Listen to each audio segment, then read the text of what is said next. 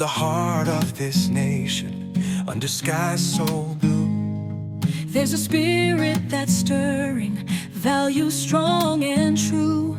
from the mountains to the prairies, from the cities to the sea, we stand for liberty, for faith and family. We're diving deep into the heart of what we believe.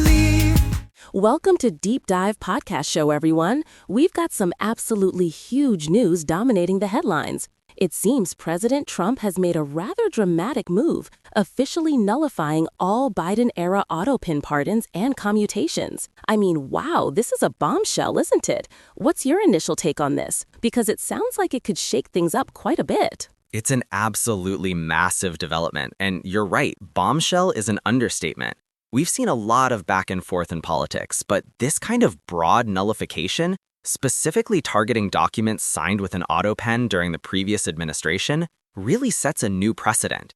It's essentially saying that thousands of legal actions taken by a former president are now, in Trump's eyes, completely invalid. The ramifications here are frankly mind-boggling. And we're talking about real people whose lives and legal statuses could be thrown into complete disarray. Mind-boggling is a good word for it. So let's break down what exactly happened. The report mentions President Trump posted this announcement on Truth Social. Can you give us the gist of what he said there? Because the specific language he used is pretty critical, right? Absolutely. The language is very pointed and leaves little room for interpretation, at least from his perspective.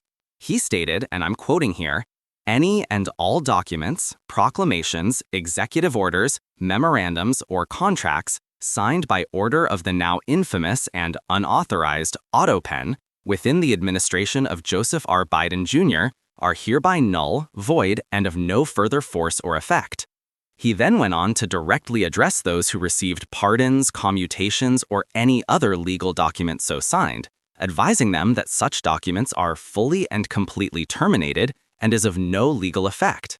I mean, that's incredibly strong language, effectively erasing a significant portion of the previous administration's official actions with a single declaration. That's incredibly direct. So this isn't just about pardons, it's about a whole range of official documents. But the pardons and commutations part specifically is what's really catching people's attention, and for good reason. What's the context here with Biden and this Autopen signature? Why was it used so much, especially at the end of his term? That's a fantastic question, and it really gets to the heart of the issue. Historically, presidents have used Autopens for ceremonial documents, letters, or things that don't require their direct personal signature. It's a convenience, really. However, when it comes to things like pardons, executive orders, or significant legal documents, the expectation is usually a live, wet signature from the president. The article points out that former President Biden issued over 4,245 clemency actions during his presidency. And here's the kicker. Roughly 2,500 of those, a huge chunk, came in his final month in office, and many were signed using an Autopen. That volume, especially right at the end, is really what Trump is latching onto, calling it infamous and unauthorized. He's essentially questioning the legitimacy of those signatures and, by extension, the documents themselves, arguing that if the president wasn't physically signing them, they weren't truly signed by him. That's a huge number, 2,500 in his final month. It certainly raises questions about the protocol. Now, the article mentions some very high-profile names who could be affected by this. Can you walk us through who might be looking at a revoked pardon or commutation and why this specific nullification could impact them? Yes, this is where it gets incredibly personal and potentially chaotic. The article specifically names several prominent figures. We're talking about Hunter Biden, whose legal troubles are of course well documented. A pardon or commutation for him would have been a massive deal. Then there's Rep. Liz Cheney, Dr. Anthony Fauci, former Joint Chiefs of Staff Mark Milley, and even members and aides of the January 6th committee. The implication is that if any of these individuals, or many others, received some form of clemency or other legal protection through an Autopen-signed document from the Biden administration, those protections are now, in Trump's view, gone. Imagine the legal quagmire this creates for them. It could mean reopening cases, losing prior immunity, or simply being back in legal jeopardy that they thought they were free from. It's an unprecedented situation, really, taking back a presidential act of mercy or protection. That's truly stunning. So, legally speaking, how does this even work? Can a sitting president just unilaterally declare a previous president's actions, particularly pardons, null and void, especially based on the method of signature? I mean, are these pardons legally vulnerable simply because an autopen was used? Well, that's the multi-million-dollar question, isn't it? And frankly, the legal community is probably scrambling right now trying to figure this out. On one hand, presidential pardons are generally considered absolute and irreversible once issued. The Supreme Court has upheld the broad scope of presidential pardon power. However, the argument here isn't necessarily about the power to pardon itself, but the authenticity of the signature and the validity of the document. Trump is challenging whether these documents were truly signed by President Biden in a legally binding way, given the autopen use, especially for such serious matters. This opens up a huge legal battleground. We could see challenges to Trump's declaration in court arguing that an autopen, if authorized by the president, still constitutes a valid signature. But it's uncharted territory, as there isn't clear precedent for a subsequent president nullifying actions based on the specific signing method.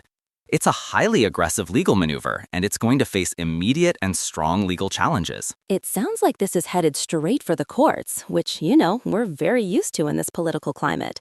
Beyond the immediate legal implications for the individuals, what are the broader political messages being sent here by President Trump? This isn't just a technicality. It feels like a very deliberate political statement, too. Oh, absolutely. It's a huge political statement, an incredibly assertive move by President Trump.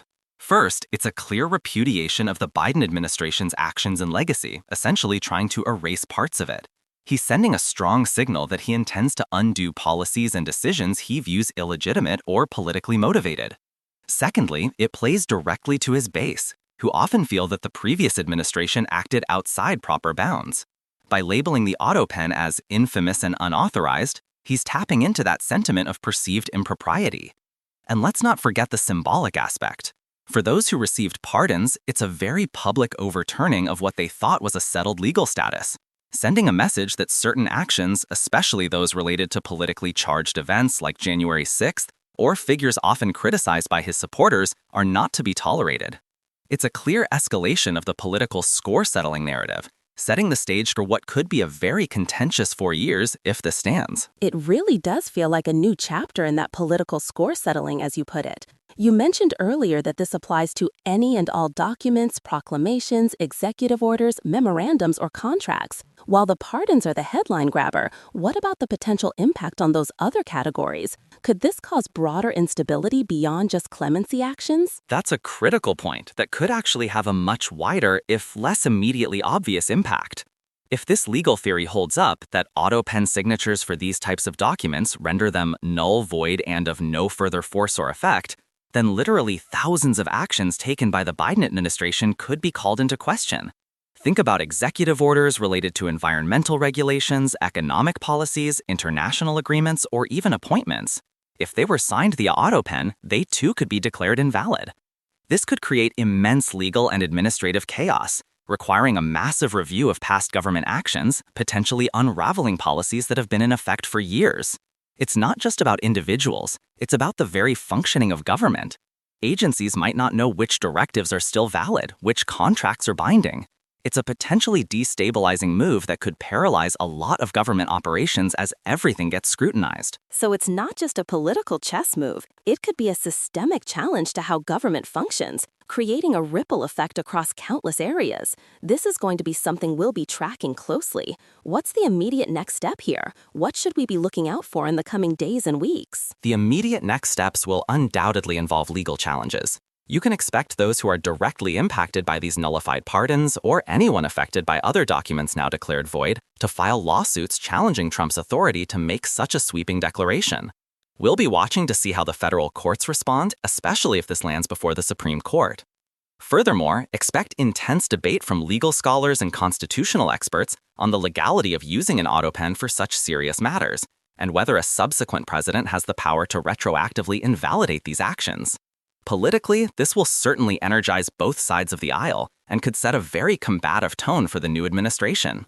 It's going to be a fascinating, if tumultuous period, filled with legal battles and political maneuvering that could truly reshape our understanding of presidential authority. Absolutely fascinating, and as you said, tumultuous. It feels like we're just at the beginning of this story. Thank you so much for breaking that down for us. This is definitely going to be the lead story on every news outlet tonight.